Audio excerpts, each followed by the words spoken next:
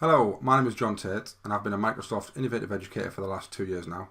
I'm currently Deputy Head Teacher of Acklam Grange School up here in the northeast of England. I'd like to talk to you about how you can create a flipped professional development model using the popular flipped learning approach. I'm going to talk to you about why I've done it, how I've done it, and what the benefits have been to my school over the last 2 years that we've employed this approach. So the first thing is why I did it. Well, as a senior leader, I'm in charge of the professional development and teaching and learning in my school, and I'm very passionate about actually the development that we give our teachers, because I think for far too long I've seen far too many professional development approaches at schools across the world that haven't been professional and haven't developed anybody.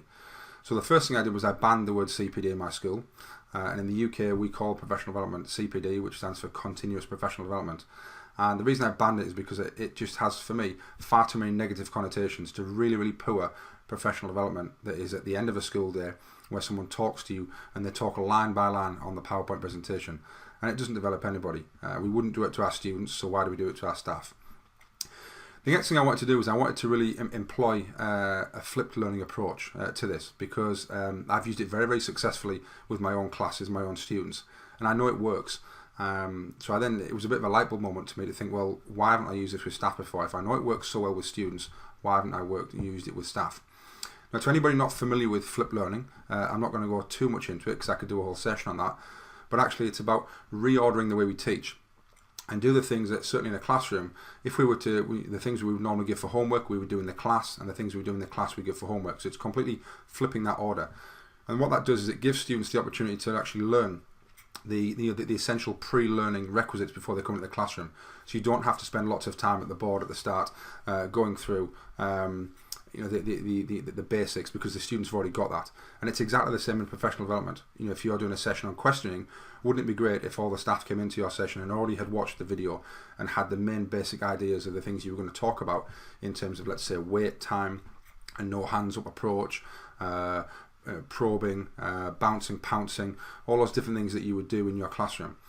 So that's exactly what we've done, and I now create videos for all the staff, and the videos are less than 10 minutes, so they're nice and short and snappy, that people can watch wherever they are on their phones, whether they're sat in the toilet, whether they're in the bed, whether they're having their breakfast. It doesn't really matter. And the video goes through the main points that the session is going to cover. So if it was questioning, let's say we would be talking about wait time, I would talk about a no hands up approach, and I would give them 3 or 4 different techniques that we're going to talk about. What that allows them to do is it allows them to watch the video over the 24 to 40 hours before the session. They come into the session, and the session is far more practical, because I would start with a plenary, and I would actually talk about what's on the video, what are the main areas, and through my clever question I'll be able to gain the knowledge and the understanding in the room. But also it lets us have far greater discussions on what people have tried before, their experience, what works better with boys, with girls, with year 11, with year 7, all these different types of things. And then people can go away with far more practical ideas rather than hearing it from me from the first time. What it also allows is people to actually process that information in the time between them watching the video and coming to the session. And that's very important, because I think that whenever you watch anything for the first time, and maybe even this video now, it might take you a day or 2 days for you to actually process that information, and that information will come back to you at various different stages, whether you're driving the car, whether you're cooking the tea, whether you're lying in bed. It will start to actually form those kind of deeper learning connections, and that's really important, because we need that for our staff as well. And when they come to the session, they've already had a chance to think about it, to discuss it with other people, and to bring their ideas, and to actually think about what it means to them. So therefore the session can be far more practical, and we can get far more out of it, rather than people hearing it for the first time and thinking, that's great, I want to talk to someone about it, and then actually the next day when they go into school, everyone's teaching, everyone's busy, and you lose that kind of magic. So that's one of the big benefits. The other benefit is that all the videos are then recorded, and they're all stored. Now you might want to store them on any kind of video platform on the web.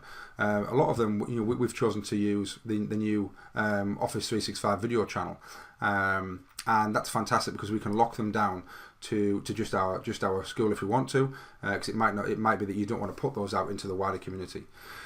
All the videos we've found in terms of creating videos, and I'm fairly good with technology, and I've used various different methods, but the one that I really like at the moment, and the one that I'm using with a lot of my staff, is Office Mix. And that's great, because for a lot of you who are starting out, you might find that you've already got a lot of PowerPoint presentations already, and you want to kind of make those into videos. Well, it's very, very easy because you can do that with Office Mix.